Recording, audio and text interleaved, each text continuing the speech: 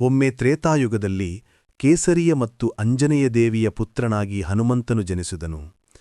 ಅವನು ವಾಯುದೇವನ ಅಂಶಾವತಾರ. ಆದ್ದರಿಂದ ಅವನಿಗೆ ಅಪಾರ ಬಲ, ವೇಗ ಮತ್ತು ಶಕ್ತಿ ದೊರಕಿತು.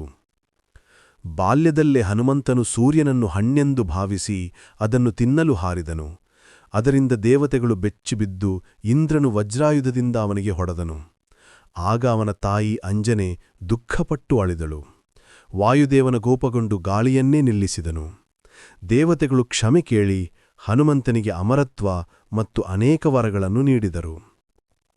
ನಂತರ ರಾಮಾಯಣದಲ್ಲಿ ಹನುಮಂತನು ಶ್ರೀರಾಮನ ಭಕ್ತನಾದನು. ಅವನು ರಾಮನಿಗೆ ಸೀತೆಯನ್ನು ಹುಡುಕಿಕೊಟ್ಟನು. ಸಮುದ್ರ ದಾಟಿ ಲಂಕೆಗೆ ಹೋಗಿ ರಾವಣನ ಅರಮನೆಗೆ ಪ್ರವೇಶಿಸಿ ಸೀತಾಮಾತೆಯ ಸ್ಥಿತಿಯನ್ನು ತಿಳಿದನು.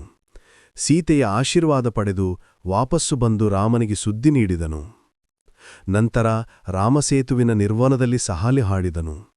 ಯುದ್ಧದಲ್ಲಿ ಅಸಾಧ್ಯ ಶಕ್ತಿ ತೋರಿಸಿ ಲಕ್ಷ್ಮಣನ ಜೀವ ಉಳಿಸಲು ಸಂಜೀವಿನಿ ಪರ್ವತ ತಂದುಕೊಟ್ಟನು. ಯುದ್ಧದ ಬಳಿಕ ಹನುಮಂತನು ಸದಾ ಶ್ರೀರಾಮನ ಸೇವೆಯಲ್ಲಿ ಇರಲು ಆಯ್ಕೆ ಮಾಡಿಕೊಂಡನು. ಅವನನ್ನು ಚಿರಂಜೀವಿ ಎಂದು ಕರೆಯುತ್ತಾರೆ, ಅಂದರೆ ಇಂದಿಗೂ ಜೀವಂತನಾಗಿರುವನು. ಹನುಮಂತನ ಭಕ್ತಿ, ಶಕ್ತಿ ಮತ್ತು ನಿಷ್ಠೆ ಎಲ್ಲರಿಗೂ ಮಾದರಿ.